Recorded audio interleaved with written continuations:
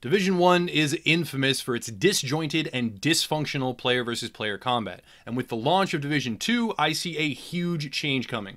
The metagame play in Division 2 will be wildly different than the original game, so much so in fact that I feel it will cause a schism in the player base, particularly the hardcore player versus player advocates. After going hands-on with Division 2 at E3 and diving back into the content creation scene as a whole in light of its closer than expected release day, I have come to understand just how jarring the change in meta mechanics will be, particularly for player versus player situations.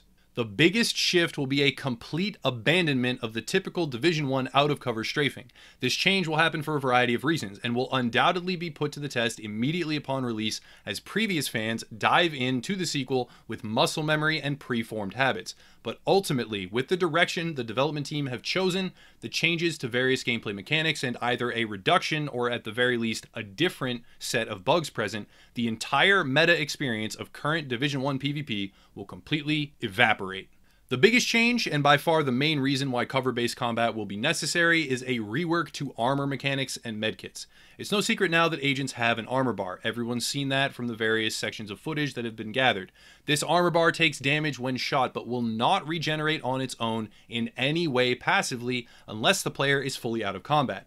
As everyone already knows, being out of combat in a player versus player scenario specifically is extremely difficult. It requires a large amount of distance and, more than likely, complete elimination of the enemy in order to successfully leave combat and trigger the passive regeneration. Not only that, but the medkit feature now requires agents to remain stagnant in place while using it. It is a channeled ability that can be cancelled by enemy explosives or otherwise interfered with as well, meaning cover is emphasized even more. Medkits are one of the primary reasons why players were able to run in circles constantly, completely avoiding the intended cover mechanics in the original game, with them totally restructured now to heavily punish out-of-cover, reckless close-up gameplay, and the introduction of the armor bar, which comprises most of an agent's health bar and will not regenerate passively unless out of combat. Those choosing to play in such a reckless way will get their teeth kicked in almost instantly if there are even a few other players nearby.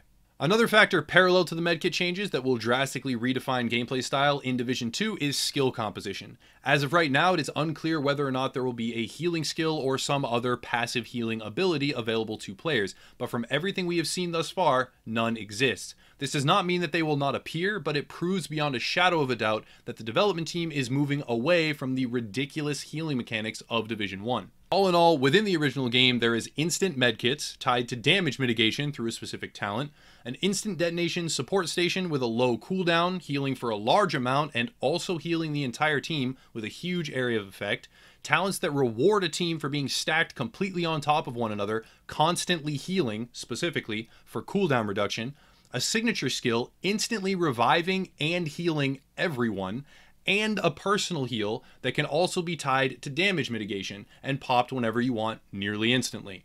Not to mention sets that would, on a coin flip, heal a player from dead to full health, multiple times even within one firefight, with a ridiculous amount of damage mitigation attached on top of that full health bar heal.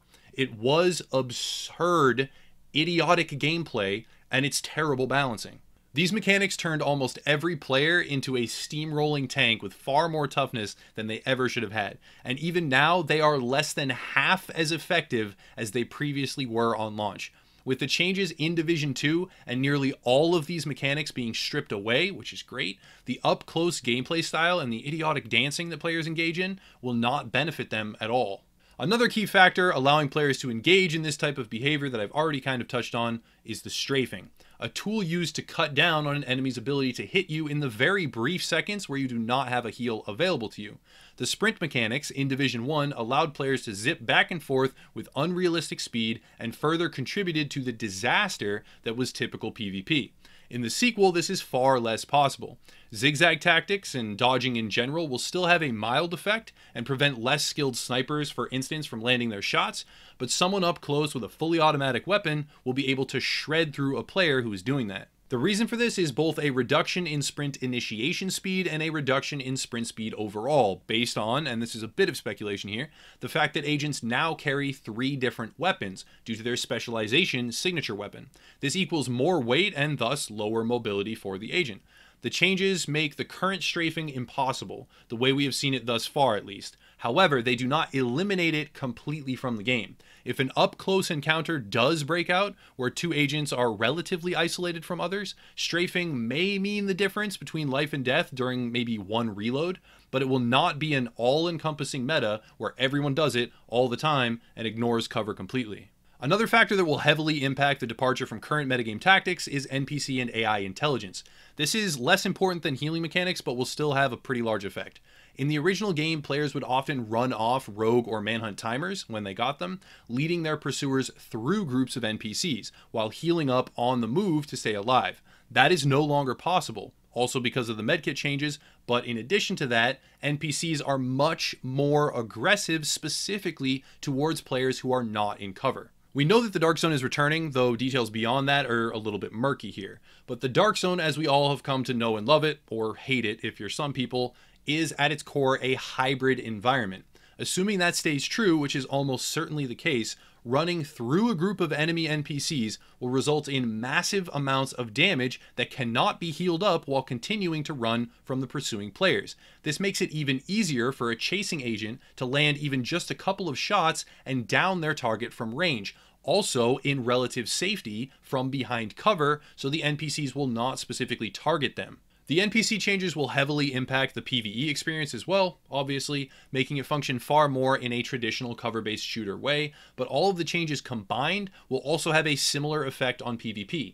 It is exceedingly clear that the developers have a specific vision and a goal for the game which does not include the current tactics employed by players. To what degree they enforce that vision remains to be seen, but subsequent patches after release could push that agenda even further. Another massive change will be a completely redefined need for squad gameplay.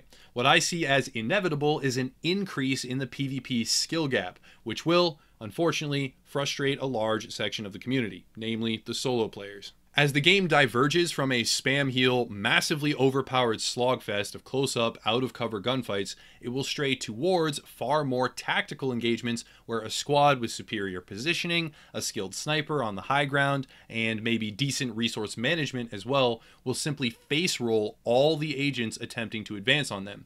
I like that personally, but for the group of players who think that that is unappealing, you may have a rough road ahead of you with this game. In the case of current Division 1 gameplay, a solo player has a great deal of tools available to them to get away or to get up close from range in order to engage their enemies.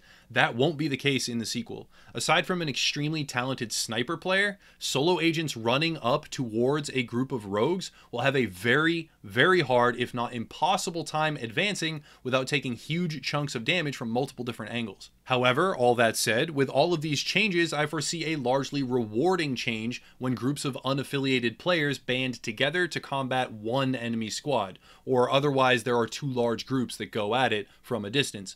Overall, the shift will be away from spastic gameplay towards calmer, slower, more calculated, and strategic engagements. The game can never appeal to everyone. There will always be a vocal group that is up in arms about how it isn't geared for their personal specific enjoyment. Division 2 will be structured towards an entirely different group than the original, which will throw up some waves as that section of players dives in, some undoubtedly having done zero research, pre-ordered blindly, and have already assumed that they can just play the sequel the same way as the original and be the best no matter what, which just simply won't be possible. While I personally think the majority of these changes are phenomenal and for the better, widely speaking, there is an opposing group who will hate them. The original game launched with an idea that players would participate in tactical gameplay, fighting off both NPCs and other players in the Dark Zone, having to make meaningful choices about when to attack, how to attack, and the consequences for doing so. Instead, what we got was a bunch of people standing in a circle around each other, talking a lot of trash, strafing back and forth, and flagging rogue occasionally to try and make some irrelevant point, which just escalated the behavior even further. Most of the time, this all happens in one specific 2-block radius where they all just scream at each other while standing on top of cars and whatever. You guys know the deal. Anyone that's followed the game for more than even a couple of weeks knows what that situation looks like. NPCs were and are, in these situations, used as props to stack bonuses or trigger talents. They have become largely meaningless and are not even really considered when PvP engagements break out.